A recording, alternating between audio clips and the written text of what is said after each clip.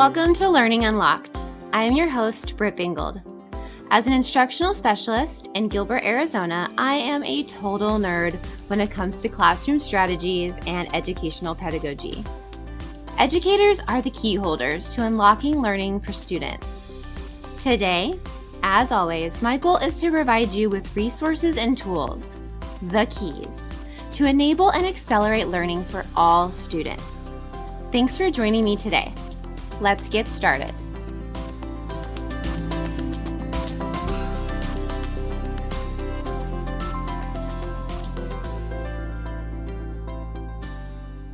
Before we get going on the interview today, I just wanted to do a quick reminder that if you have time to rate us and write us a review on Apple Podcasts, we would appreciate it. The more reviews and ratings we get, the more educators will see our podcast. So if you like what you're hearing and you think others would too, please head over and provide us a review. Thanks. Hey key holders, welcome back to episode 14 of Learning Unlocked.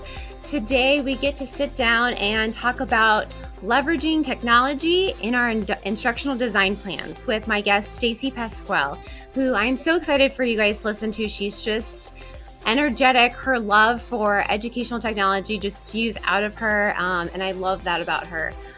She is one of our technology integration educators. So we call those ties in our district. So as you're going through the interview and you hear the word tie, I don't want you to think of bow tie. I want you to think of a technology specialist that goes and supports students and teachers in our district. She has been in education for 19 years, but has been an instructional technology coach for 11. And she just has her hands in educational technology. And she is up to date. She teaches learning and design and technology. It's a master's program at ASU, and she recently served as the president of the Arizona Technology and Education Association. And she's also reviewing the Arizona Educational Technology Standards. She's on that technical review team. So not only does she have a master's degree in educational administration and a bachelor's of arts in English and all of those great credentials, but she is just an up-to-date tech educator. And I think during these uncertain times where we're moving from face-to-face to hybrid to remote to virtual and whatever you call it, it's amazing to have somebody that specializes that on the podcast. So I hope you enjoy my interview with Stacey and you get a takeaway to use in your classroom this spring.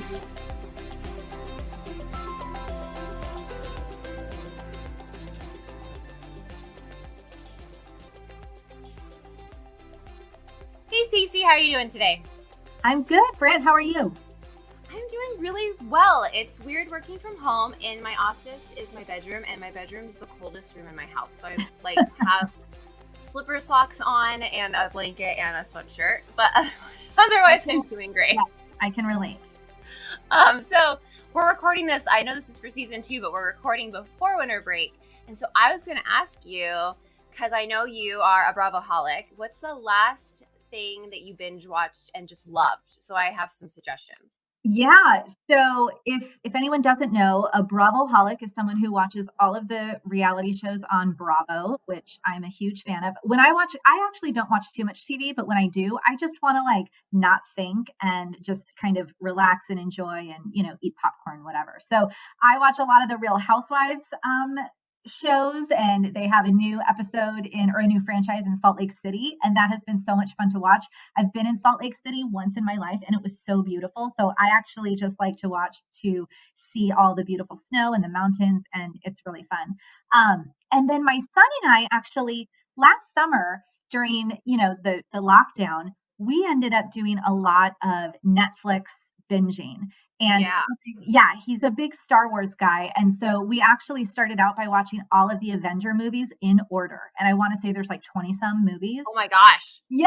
So we watched them all in order. It was so much fun. And then he got me to watch the Star Wars movies in order. And I had never seen a Star Wars movie in my life. And because we watched all of that and we binged those movies, we are now watching The Mandalorian, which is kind of like a spin-off series. So yeah. So we've been watching a lot of that. It's been a lot of fun. I highly recommend trying to find a movie or a series that you can, go back and watch in order. Oh my God. And I'm also, by the way, because I'm a 13-year-old girl at heart, I am now binging Gossip Girl like every night. I watched that like legit when it was out and I loved it. I had never seen it before, and I kept hearing about people binging, on Gossip Girl, and I was like, okay, let me just see what this is about. And I'm so into it. I'm in season 4 right now. I'm loving it.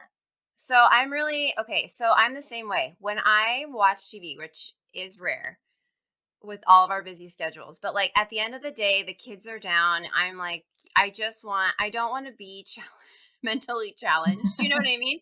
So it's like, Absolutely. I am a CW person. Like I will binge any teenage pop drama. Like it's going to be bad acting, but like the storylines are actually pretty good and I'm watching The Vampire Diaries right now and I'm obsessed. So I might have to get into that one next. I've never seen that either. okay, so you're not the only 13-year-old. Yeah, I'm with you there. Like I just can't stop. My husband's like, you were never into the vampire thing, and I'm like, I know. Like I was so like the Twilight. Like I was like, no, I'm not into it. I'm a Harry Potter girl, but this Vampire Diaries show, I'm super into. So All right, I'll put that on my list. put it on your list. Yep, and then now everyone's gonna be like, oh man, these two ladies are in charge of all the education, Right? trainings. All right. Well, Stacey, I'm so glad to have you back on for season 2, just because I feel like leveraging technology in instructional design is so important, especially right now as we are just really unsure of what's happening with the pandemic. And, I know we just went to hybrid a couple days ago and we were face to face, and who knows if we will be back in complete remote learning ever again. And I just think it's going to be like that constant, we just don't know and it's uncertain. So technology definitely has, it always has a great role in education, but I definitely think we have to really leverage it this year. And so the last 9 months have really shaped kind of this new era in education. And more teachers have redesigned their learning experiences and even their learning environments to kind of fit their needs of the students right now. So moving into this new year, when this comes out, it'll be 2021, second semester. What are your thoughts about learning design and technology? Yeah, I couldn't agree more. And, not to sound cliche, but it's truly been an unprecedented time in education. I feel like anytime somebody says the word unprecedented, I have to, I don't know, do something. But, the landscape of teaching and learning has really pivoted in major ways. And, we've all been forced, for lack of a better word, to use technology to deliver instruction. And we've had to redesign our learning environments, like you said. And those learning environments have been in place, if you think about it, for 100 years. This traditional face-to-face classroom environment has shifted in major ways, and I've been giving a lot of thought over the past few months to the role of technology in learning design and learning environments. And I've come to realize how learning design is so tightly bound to technology, and it's constantly evolving. The evolution over time has been driven by a bunch of different factors. Recently, it's obviously due to the pandemic, and it's just transformed almost all of our learning to be digitally delivered. And we're all learning designers as educators. We are all learning designers, and we have to really, now more than ever, critically assess the different factors in order to create those learning environments differently than we did in our traditional classroom. So we have to think about when and where our students are learning. We have to think about the broad as well as the individual needs. We have to think about appropriate technologies and formats and what we have access to. So I think that when we think about the growing role of these various technologies that we've used within our learning environments, the bottom line is we really just have to ask ourselves, have the incorporation of these technologies truly led to more meaningful learning experiences for our students? Because that's the goal, right? We want to leverage technology to make our learning environments more accessible, more personalized, more efficient and effective. We want to be able to use data analytics to drive our instruction. We also want to create learning environments that are collaborative and more accessible through universal design. So I actually think that one of the best things that's come from this disruption to our current educational landscape is that it's forced us to recognize all of these alternative modes of teaching. Um, And just because we've always done things, one way, that traditional face-to-face classroom, desks in a row kind of a way, that doesn't mean that it's the best way or that it's the way that should be more appropriate or will accommodate all of our students. So I actually think that this huge disruption to teaching and learning has been exciting from my point of view. Yeah, I think from I mean, I'm not in the classroom, so I can't speak for that. I'm sure it is, like you're just basically building the plane as you fly it type thing for our teachers right now. But as someone who does walk through classrooms and coach teachers like you do, it's kind of it's what we've been waiting for. So they've kind of shaken up learning a little bit, shaking up, like you said, that meaningful learning experience for students. It's really had to make us think, okay, what am I designing here? Like we all know universal backwards design. I think we were taught that in school. We kind of know that we should speed in with the end in mind. But now we're looking at a lot more factors, I think. Even in a culture, as a culture, we're like, okay, is this accessible to all kids? Like, can we make this more personalized? I love this list you have. Like, can we make this more collaborative? Can we make it more effective based on the data that we see from our kids? And then I think another thing that we're really seeing is how do we make this more equitable? How do we, create a culturally responsive classroom as well? So I think not only are teachers shifting in those directions, I think technology is allowing them to make those shifts a little bit more like quickly, as well as the pandemic, than I think they would have without this circumstance. So even though the circumstance kind of seems like it's a bummer, in a lot of ways, obviously it's been awful with all the COVID deaths and things like that. As far as education, it has really disrupted in a positive way how we see, okay, you know what, we've been doing this for hundreds of years. We probably need to switch this up because our kids' jobs and what their lives are going to look like after this is all over is going to be, I mean, no one could have anticipated this type of pandemic. Who knows what our kids are going to have to anticipate in the real world. Right. And don't get me wrong, when I say that from my point of view, it's an exciting shift, that doesn't mean that it's not incredibly difficult and challenging Right. and just so much hard work on teachers' ends, and for everybody. And so those growing pains though, I think are all for the greater good. And I really do think that the shifts that are happening right now in our classrooms, and in how we're redesigning our learning environments, just in how we think about Yeah. designing learning environments, and what is it that our students really need and how can we best accommodate them, and what technologies will lend themselves to being those great equalizers in terms of, like you were saying, access and opportunity. I think that we're going to see some pretty incredible things moving forward because we've been forced to make some of those changes right now.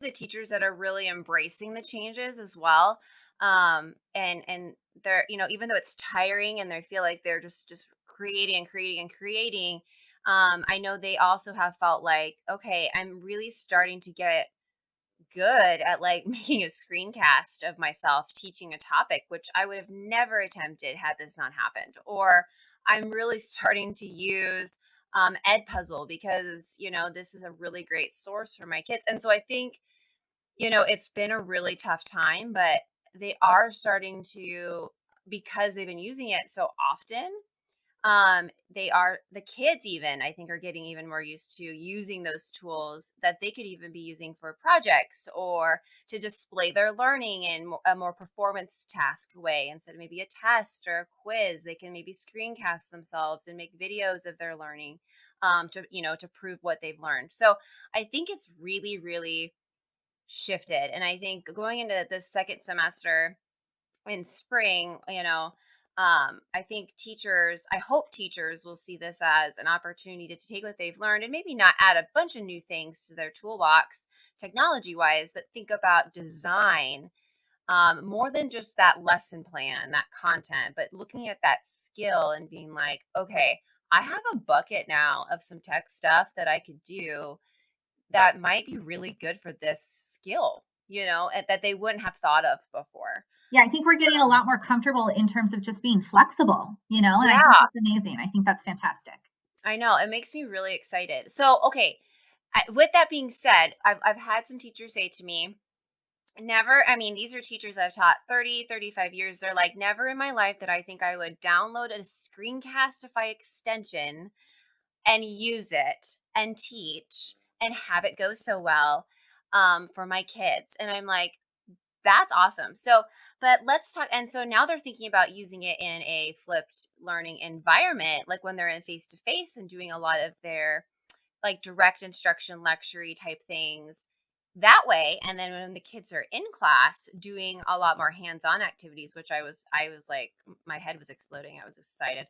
So let's talk about a bit about flipped learning, okay? Because I think we need to distinguish the differences. So, what does flipped learning mean? And for those students who don't have technology readily at home, especially like if we're in a hybrid model or remote situation, how can we make flipped learning work for those students and their families? Yeah, great questions. So, flipped learning is a pedagogical model where teachers flip or reverse the role of class time teaching and homework. So, if you think about it, traditionally, teachers would introduce new content in class, right? That's your face time.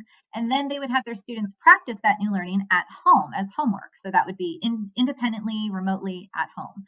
But in a flipped learning model, students would spend their time away from school learning the content independently through something like an online video lecture or maybe a reading. Maybe the teacher prepared some presentation slides, but they would be introduced to new content at home. And then when they get to class, that FaceTime is then used for what traditionally would have been assigned as homework, which is activities in which they process and assimilate the concepts that they learned through active work instead of simply just listening to the teacher lecture. So the classroom itself is redesigned in a way such that the teacher is no longer the focal point because they're no longer spending class time delivering that direct instruction, but instead they use it to guide supervised practice and provide individual assistance. So the great thing about that is when you flip the learning like that, it can really lead to deeper understanding of content, and teachers can personalize those learning environments. It's learner centric as a model. It can increase student and teacher as well as student to student interactions because you're devoting that class time to those deeper level activities and having students do activities where they're processing and assimilating. You can also promote collaboration that way. There are challenges though. I mean, just any learning model is going to have some challenges inherent. It does traditionally rely on students' access to technology at home, so that their ability to complete the work at home depends on their access to the technology and also their motivation to complete the work. Because if students come to class and they haven't done the initial onboarding of the information, it's going to be harder to get them involved in doing those higher level activities. um, but traditionally the flipped classroom relies on students access to technology, which as I just said is one of the challenges in implementing it successfully.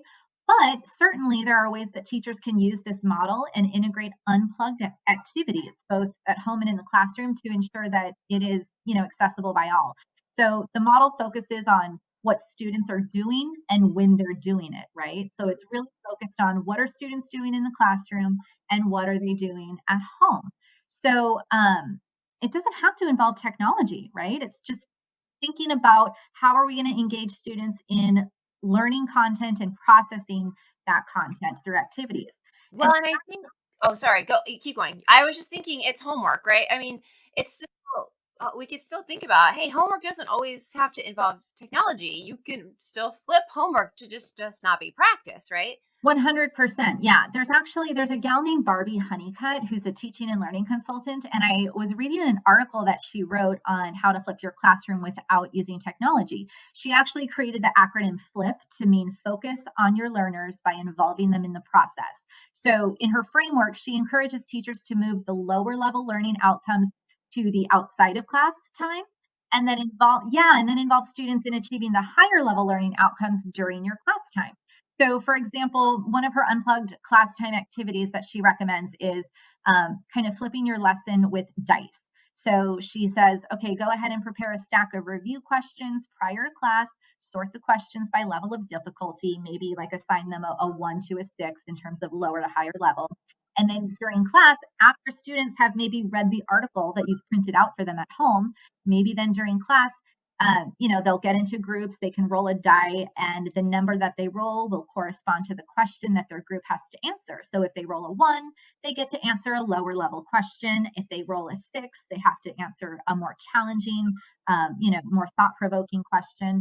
We are fortunate in our district because we're one-to-one in terms of technology. So all students do have access to a Chromebook at home. They should.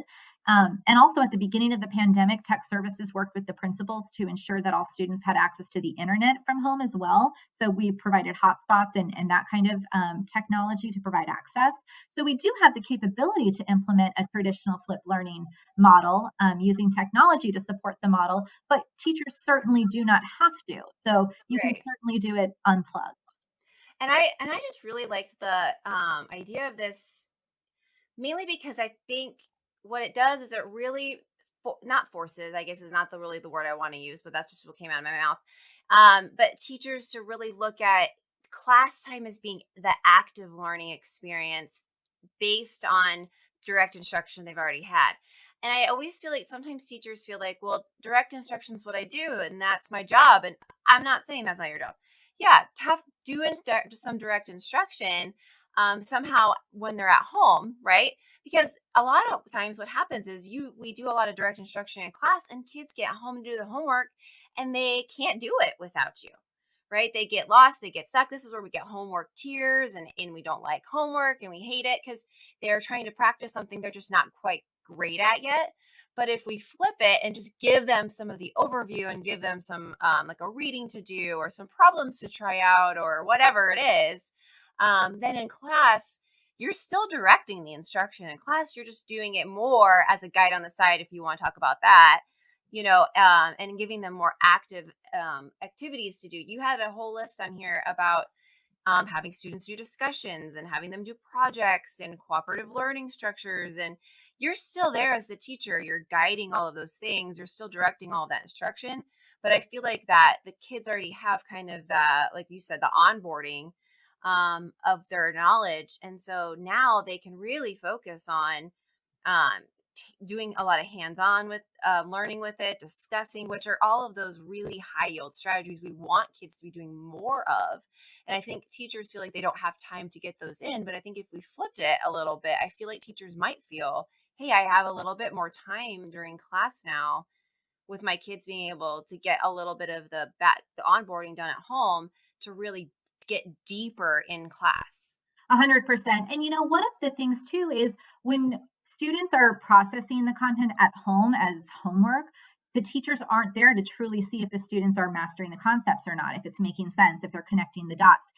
What I see with my own kids often is, they'll learn something new in class. They'll come home, they'll have some kind of a homework assignment or activity to complete, and they'll turn it in. And more often than not, they get completion points for doing the homework.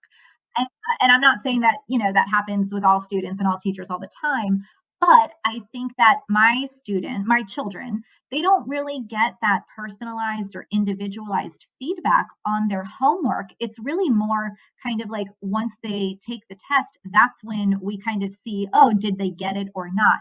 Whereas if you were to flip the learning and you're actively, like you said, like a guide on the side and actively proctoring and facilitating students as they do some activities to process the material, then you can really individualize, your instruction, and you can see which students are getting it, which students aren't. You can provide interventions when necessary. All of this before you actually assess their learning. And I think that's really important. And I also think that, you know, flip learning, I think sometimes it makes it seem as if direct instruction is something to stay away from, like it's not a good strategy. And that could not be farther from the truth.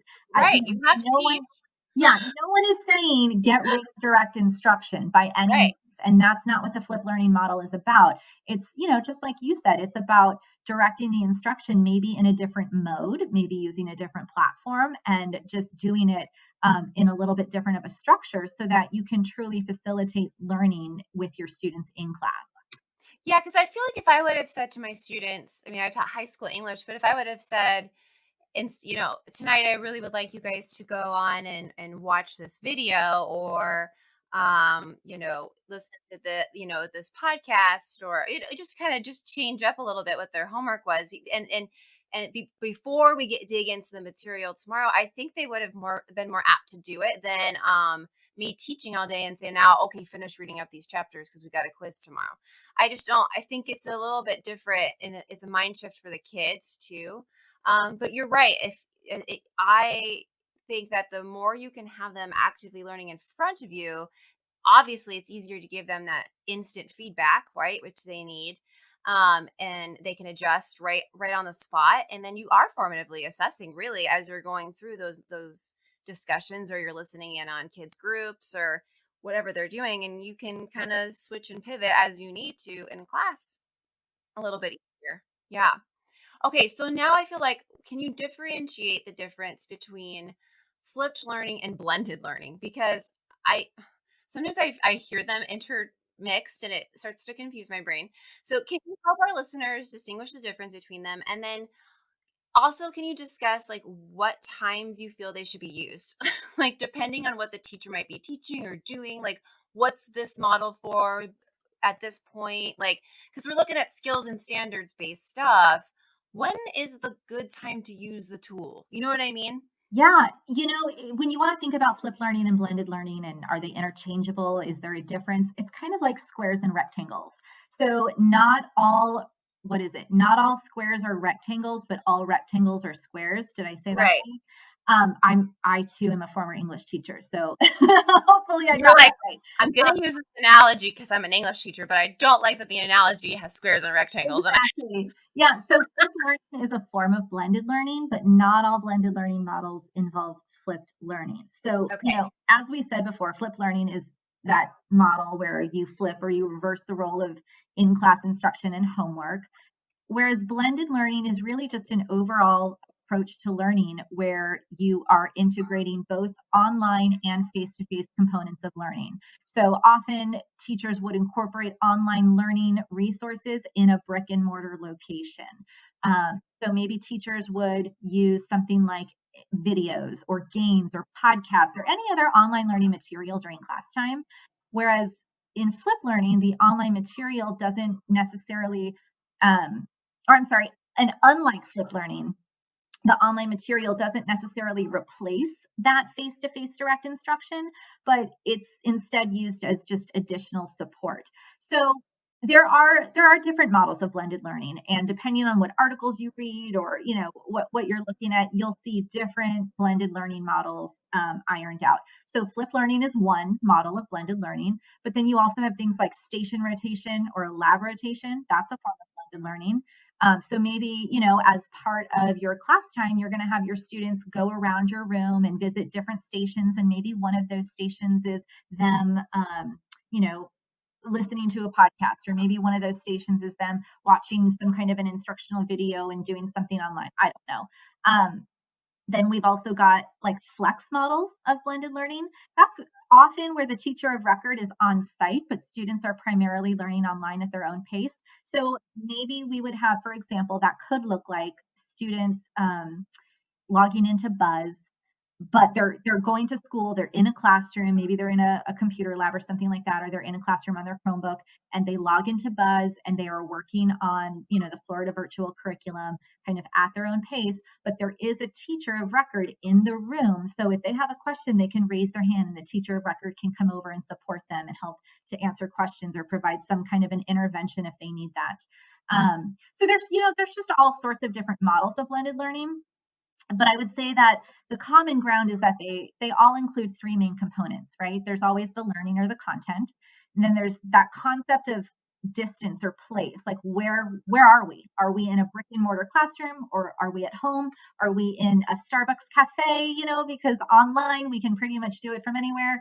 And then third, there's the use of technology, and the use of technology truly is the driving force in the learning design for any blended learning model. So I don't really think it's a matter of if teachers should implement blended learning, but I mean, especially now, it's more like how, like what model are we going to use? And when you decide on what model you're going to use, you have to identify what resources do I have? how will technology support the learning? What are my students' needs? I mean, there's so many factors to consider. And often when we work in a school district, many of those factors are, just across the board consistent. So, for example, in Gilbert, all of our students have devices. That's amazing and fantastic. We know it's consistent. They should all have access to a Chromebook. We know typically kind of what our schedule will look like. Now, granted, it's changing and students are kind of fluidly moving from perhaps they're in class, one week, but then something happens. Maybe they get sick or they're quarantined because someone that they know in their home is sick. So then they have to transition into a fully online model for the next 2 weeks. Right now, we have been we've had to shift into a hybrid model because of the metrics, that are statewide or in our community. So there are factors that are forcing us in certain ways to not be able to choose. So some things are just kind of coming onto our plate and we're having to deal with it. But right now, our teachers are having to very gracefully um, find a good balance in terms of what am I going to do with my students while I have them in class, which is only half the time now, and how am I going to leverage the technology to ensure that the time when I'm not seeing them, that they're still getting what they need. So really a choice at this point. We just, I think, have to identify when it's appropriate to implement, specific models and specific resources. Again, in Gilbert, we're all still utilizing the Buzz LMS and the Florida Virtual Schools curricular resources. Hopefully, all teachers are still regularly utilizing those resources to maintain consistency for our students so that, when things happen, like right now, when we're all forced to go hybrid again, we have those resources at our disposal. Our students know to access them. When they're in class, we can do more active learning activities and processing activities and all of that. And then when they go home, maybe they have a lesson in Buzz that they're assigned. So, hey, before I see you on Thursday, everybody needs to complete, lesson 4.1 or something like that. Right, which is kind of a flipped, right? Exactly. And the implementation of flipped learning, like we said before, it doesn't mean that teachers are never going to lecture again or that they're not going to be providing direct instruction in class. It's Right. more of a focus on giving students more time in class to actively grapple with those concepts instead of just passively listening to the teacher. Yeah. And I think it's such a shift. I mean, I love how you said the teachers have gracefully done this because I have seen on social media more teachers so frustrated and tired and upset and just like I can't. This is just like so much to handle, and I do want to take a minute to applaud them for I mean, just as our students have to fluidly go back and forth, as do the teachers. And I mean, if you've been teaching a really long time, this is like a whole new world, right? So even though at the beginning we were excited for this shift because it is giving us opportunities for new learning as professionals, it is definitely not an easy gig at the moment for sure. Oh yeah, Uh make no mistake. It is hard work. And also I huh. think we have to also give ourselves a break. Like we're only a few months into this. Do you know what I mean? In the grand Right. scheme of things and in the grand scheme and landscape of education, when we look back on this, I mean, we're literally like 6 months into this incredible shift. So we got to give ourselves a break and cut ourselves a little bit of slack.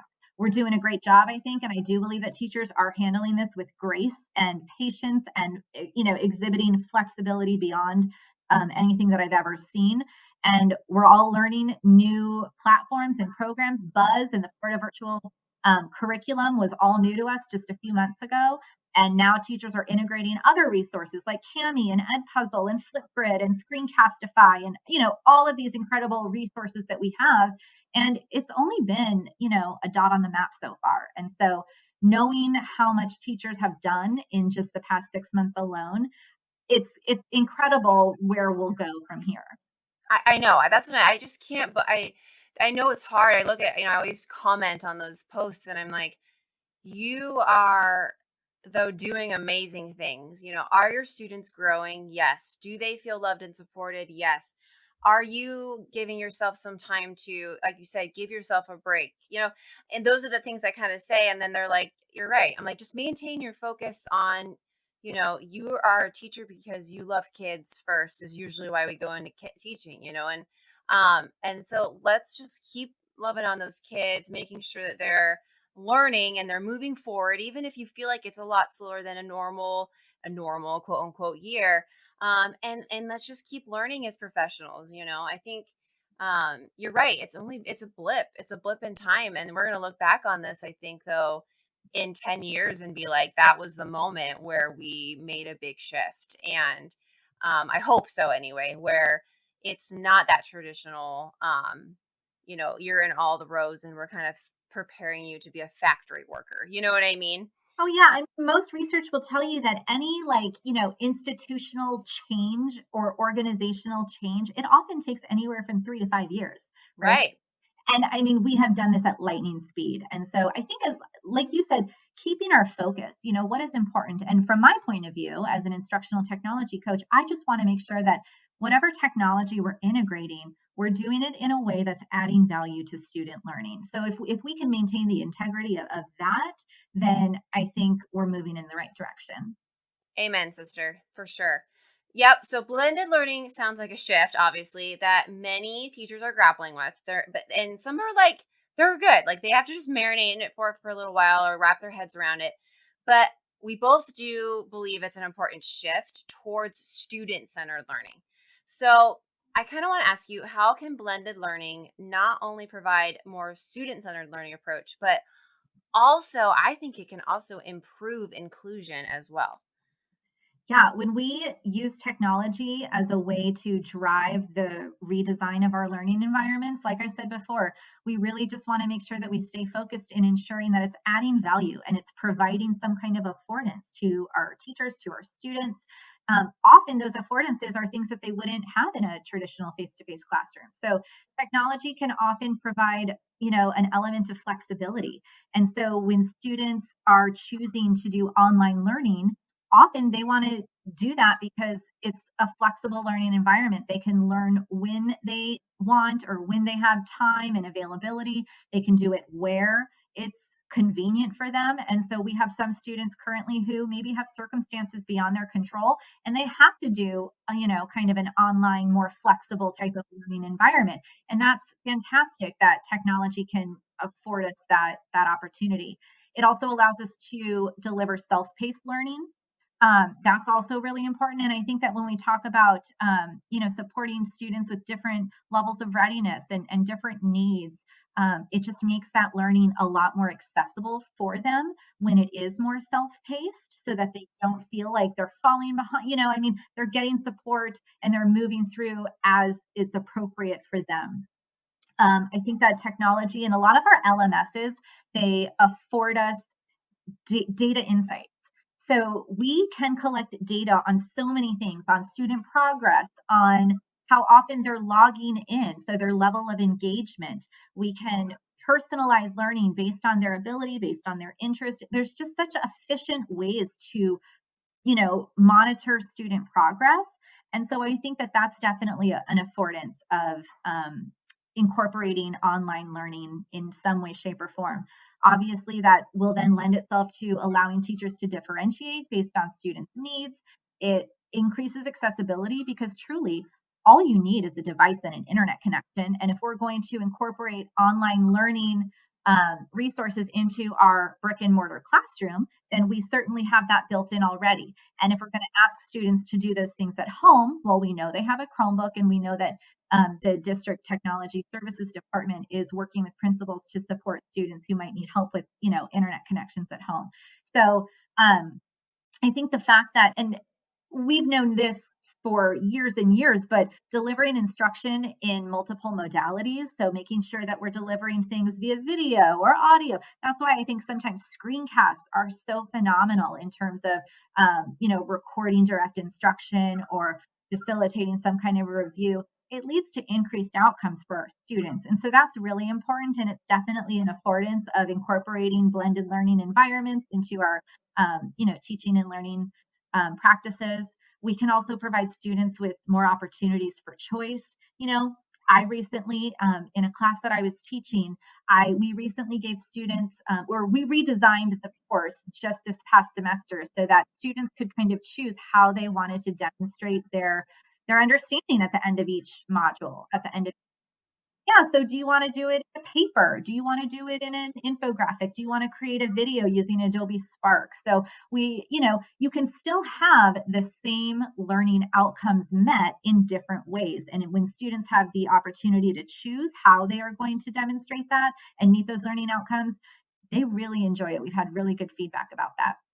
And then also, I think, kind of like you were saying, it really does prepare our students for the future.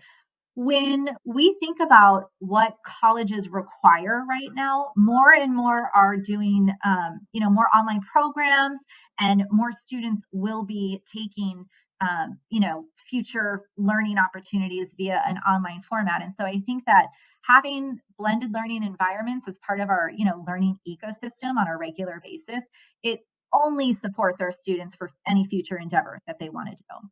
Well, and I think when you were talking about self or no, sorry, your data insights, sometimes I feel like we have our PLCs, our professional learning communities, and our data teams, and it's been like, how do we get together and talk about student progress, and how do we get together and talk about differentiation, and what tools or strategies should we use based on this data to improve students? Obviously they've got, they need some help in this area or whatever. And I think technology does afford us those things that we may have not known exactly how to get before. And I also love that, of course, you want to have different modalities like text, video, audio. I have one of the kindergarten teachers that I work with that she creates these amazing screencastifys in her lovely kindergarten teacher voice. And then she does the flipped model for her kinders, and the parents watch it with them, and help them out a lot, but as a parent, I like it when my daughter gets them, because then if we are stuck at something, we rewatch the video. So you get that opportunity to have some transfer practice or retrieval practice from, the students, because they're like, well, in the video, she was saying blah, blah, blah. And I'm like, oh, there's a video. Let's rewatch that so that I can be a support for you. And I kind of like that a lot. I mean, it's not, there's not a lot of more guessing, like, what did the teacher tell you to do? Or what page of the book are we on? And so it's just kind of different. It's not different bad. It's different good in a lot of ways. Yeah, I mean, technology allows us to really have a broader reach, I think, with not like we get a lot more output for not as much input, if that makes any Mhm. sense. So, yeah. Yeah. Yeah, and I think teachers, they struggle with that student teacher relationship component when they only have their kids online, and I totally get that. But I think it's you just go back to your same best practices. How do you make relationships with kids when you're face to face? Well, you pull a couple kids aside, you talk to them about what they're doing this weekend, or you talk to them about what they're watching. Hey, are you watching Vampire Diaries? No, I'm watching Bravo. Like Yeah. you build those relationships, but you just do it virtually. You just do it through email, or maybe you pull a couple of them before you have your Zoom or your WebEx or whatever your platform is, before the rest of the class comes in, and you kind of set those things up. So I think students are starting to see, even corporations, I think, are starting to see, I don't have to have people in cubes to do their jobs necessarily, like I think that, and it's just going to be different. I think a lot of places are realizing, hey, I have my employees work from home, and they're being, if not, efficient, if not more efficient, because they don't have to travel to work. They're saving money that way. And I don't have to air condition a room of cubes, so I think our future is going to change because of this, for sure. And this is preparing our kiddos for that. What are some potential challenges, though, you see with this? Kind of, we're leveraging some technology a lot. What are some potential challenges? Yeah, well, I mean, just like you were saying, even in terms of teacher student relationships, It is harder to develop those online. I mean, make no mistake, it's harder. It's not as easy. It's not as natural. You don't have the contact as often with your students. And when you're doing regular, WebEx sessions or Zoom sessions with your students, instead of seeing them face to face, it's just not as easy to see all of them at the same time or to have those quick, natural one-on-ones or, anything like that. But it Well, does. especially if they have their screens off, and you're just talking to a bunch of black screens, I couldn't imagine. That's why I would have to figure out a way to call a couple in, or I don't know, have like mini conferences or like 5 minute conferences. Because at least if I saw a black screen with a name, I'd had talked to that kid a couple times face to face at least. And then you kind of know who you're teaching. Well, and teachers aren't just learning how to use these resources. We're learning how to reinvent classroom management in an online environment. We're learning how to, develop relationships in an online environment. And that's hard. And so I definitely just want, teachers to, I want to recognize that on behalf of teachers, but it doesn't mean that it's not, possible. And so I think you're right, but it is one of the potential challenges. Even my husband is a high school PE teacher, and he said, he's in a different district, but he said that during their online schooling, when everybody was fully online, he had a few students who they just weren't motivated. They weren't really doing what they were supposed to be doing. And now that they're back in class full time, he's like, these are some of my best students. So some students just don't respond well either to a fully online education, and that's okay. They shouldn't necessarily be ready for that, but I do think that, there's always two sides of the coin. While there's so much potential in terms of the affordances that technology can provide, there are certainly challenges. I think relationship building is one of them, and we just have to navigate that and kind of, figure that out. But I think, like you said, um, trying to carve out opportunities for one-to-one student-teacher interactions whenever you can, do it. Yeah, So, having using WebEx breakout rooms has been pretty cool, I that's think. pretty So, cool. Yeah, that we yeah, finally got that. Yeah. yeah, and so teachers can certainly learn how to use breakout rooms in order to maybe have conversations with smaller groups of students, or making sure that you carve out time on a daily or a weekly basis, however often you can, for office hours. If students need to drop in, they can, or maybe you just set up a little bit more conferencing opportunities with your students so that you are checking in with your kids. I also think that just training in and of itself, when you think about the dependencies of any technology, adoption, one of the biggest factors is PD and training. How are we going to ensure that everybody knows how to use these resources properly?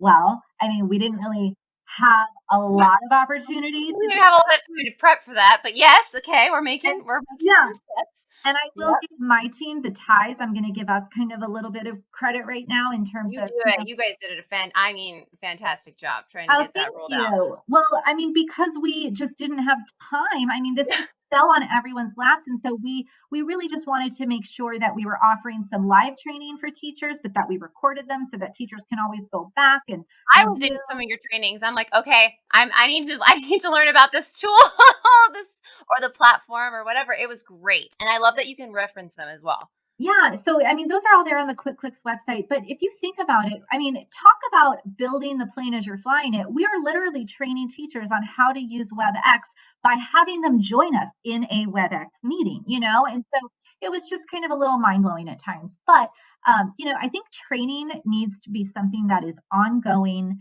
And the ties are still continuing to offer different PDs. Right now we're doing a lot with computer science, because this week is computer science education week, which is exciting, but we will continue, especially as we are able to determine what our learning environments will look like as we head into second semester. We will certainly continue to offer training for all of our teachers in order to help them feel as prepared as possible in using these technologies. Yeah, and leveraging them in a way that you like you said is effective to their design plan. Ultimately to make sure that their kids are moving forward. So we talked about a few different tech tools and enhancing teachers' overall learning design. However, there are two that I really have heard a lot about positively from teachers that are like, you know what, we've got Buzz and we've got Florida Virtual, and so we've got that down. But the two things that I feel like are changing people's lives, so I want you to dig into them for our listeners, are Cami with a K and then Edpuzzle. So why should teachers embrace these two? And also, though, what do they need to watch out for? So, like, what are the benefits and challenges as they try to, if they are ready, if they're not, and they're like, Britt, we're not ready.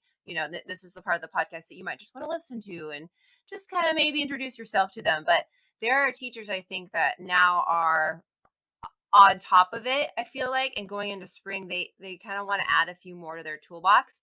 And the teachers I've talked to have said to me, "Oh man, Cami, you can't live without Cami, you can't live without Edpuzzle." So adding those to their learning design plans. I mean, what are your thoughts on those?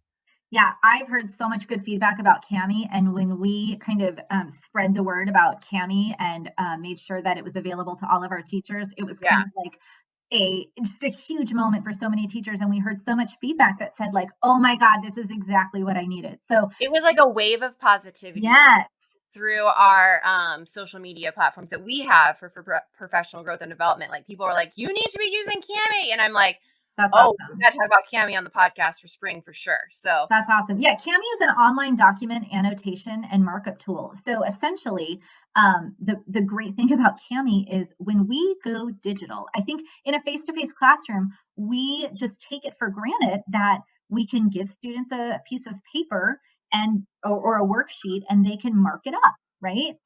They can write whatever they need to on any kind of a piece of paper and turn it in, and it's just an easy, seamless productivity workflow.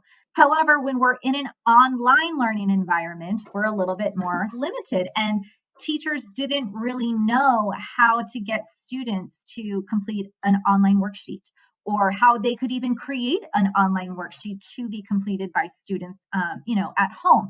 So Cami is an annotation tool where teachers can essentially share any kind of a document, including a PDF, especially a PDF, and students can then view it, they can annotate it, they can even collaborate on that document with other students using their Chromebook.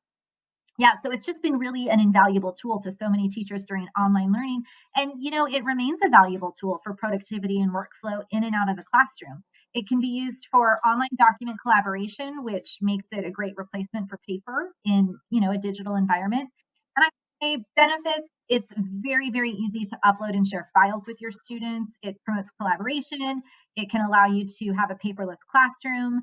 Challenges, honestly, I haven't had too many teachers share with me too many challenges, but certainly the free version, it could be limiting. I have, because there's a free version and there's a paid version. We have the free version. Everybody has access to that. It's one of the extensions that we all have access to. But I have not heard any teachers say that they felt limited by the free version. I mean, in the free version, you've got everything that you could need, which is, the highlighters, the pens, you've got shape tools, you've got a text tool, you've got all sorts of things. Um, and I guess too, maybe a challenge could be that again, it's one of those things where you might need to train your students on how to use it. I think it's fairly user friendly, and all it would probably take is one kind of, I do, you do type of a little practice session, and you'll be, right. yeah, Well, okay, so it's spelled Kami, and you said is it a Chrome extension? yes, it So is they a need to Chrome go to the extension. Chrome web store, right? Yes, they can get it Okay. that way. Yeah.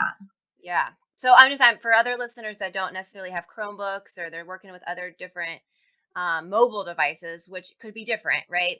But it's in the Chrome Web Store and it's Kami Kami, and it really, honestly, I think really shifted the teacher's ability to kind of feel like they weren't just like, how do I get my kids to respond to this? I want them to highlight this and I want, these different colors. And it's been, it literally, I heard so much about it. I was like, we got to talk about this. Yeah, and you can bring in documents from your Google Drive, from your Right. desktop, on your Anywhere. computer, and you can even start like a new blank page in Cami as well. So it's really versatile, it's super user friendly, and it meets the need. And that's again kind of the bottom line. When we think about choosing technologies to best fit our learning environment, whether we're face to face or online or somewhere in the middle in a blended learning model, I think that we have to think about, the tools that will meet our needs. And this was a need.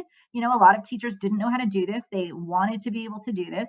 And so now we have a tool that meets that need, and it does so in a fairly user-friendly way. And so there you go. That's when the technology adds value to teaching and learning, I think.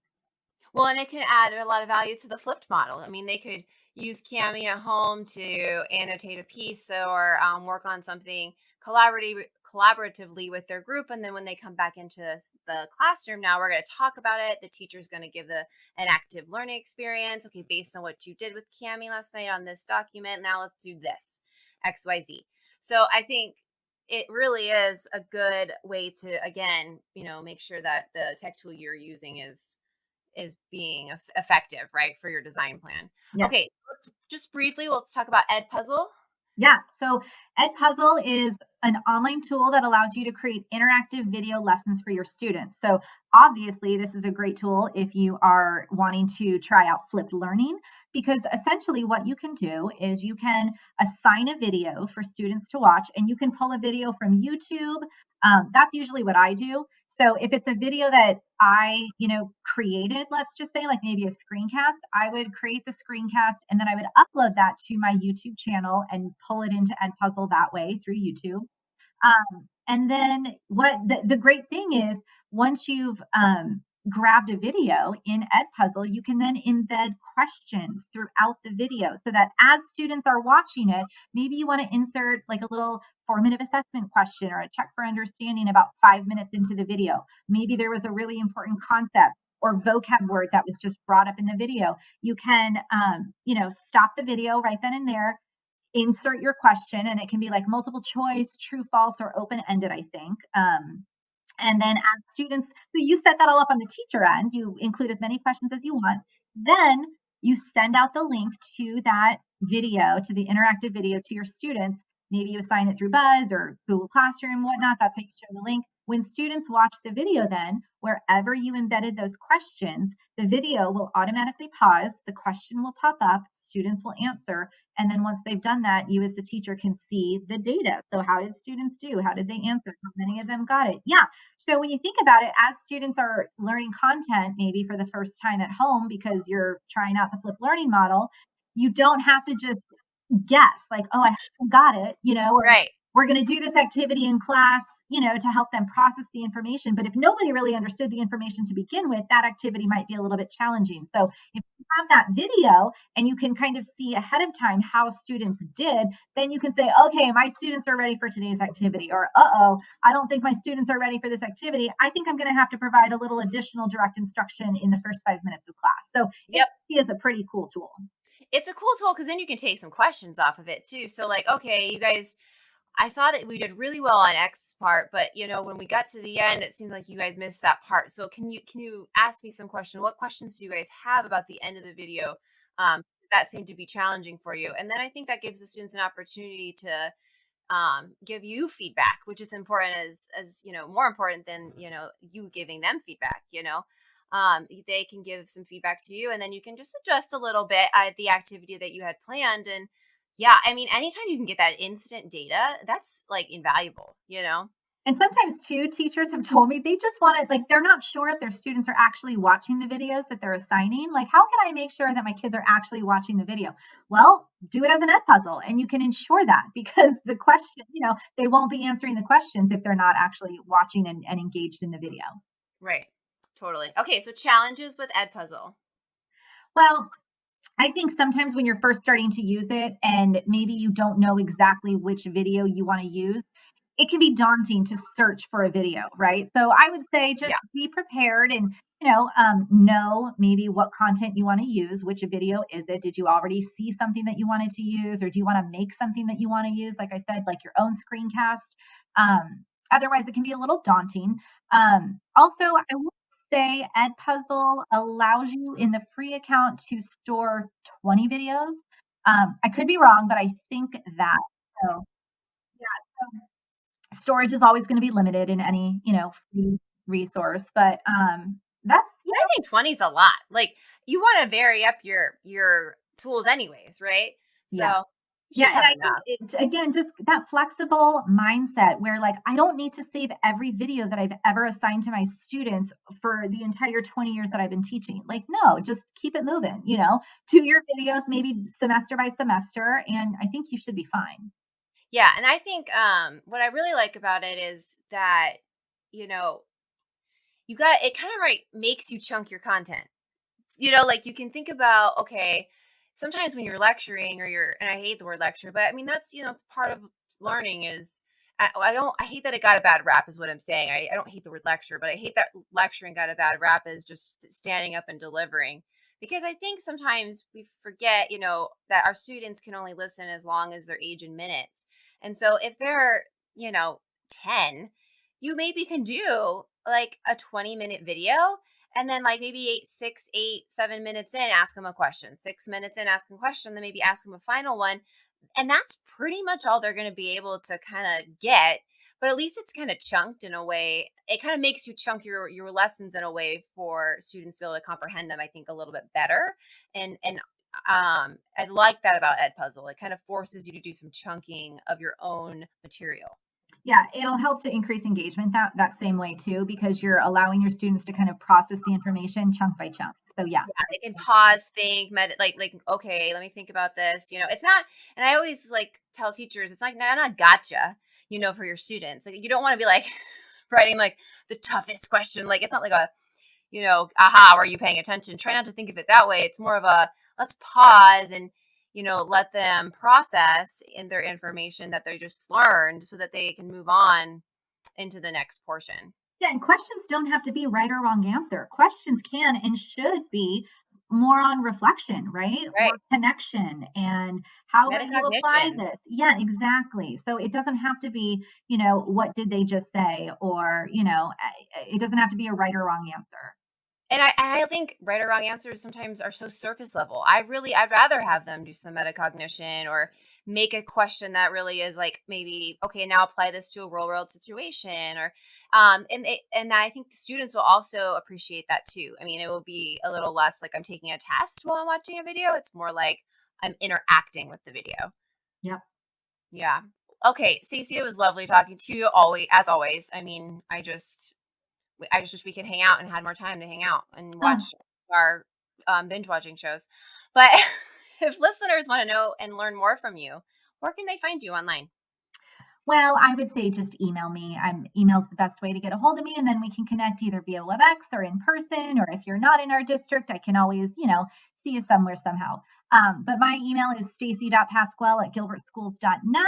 I do have my WebEx personal room. If you're in Gilbert, you should hopefully know that. But yeah, I would love to connect with you.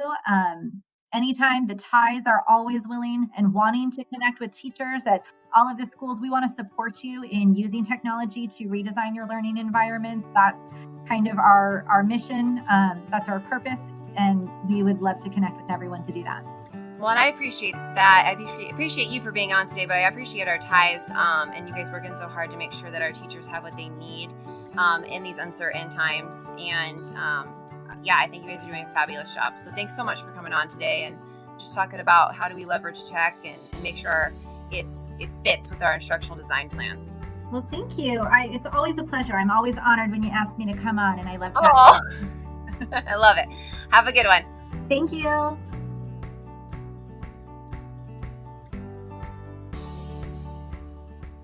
Thanks for listening. I hope you've enjoyed this episode of Learning Unlocked and finding out more about flipped classroom, the blended classroom, Kami, Edpuzzle, and just leveraging all kinds of different ways to use technology or technology tools in your design plan for student success. If you have listened today as a GPS educator, you can receive PD recertification credit by visiting our Employee Hub page and navigating to professional growth and then digital PD courses.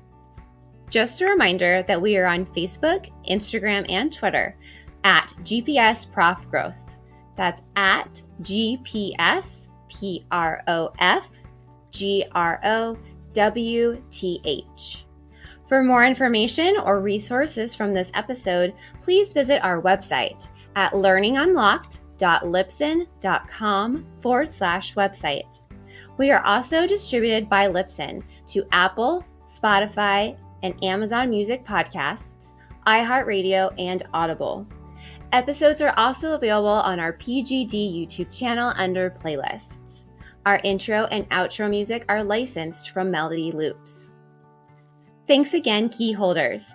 Keep unlocking that curiosity, creativity, and innovation with your students.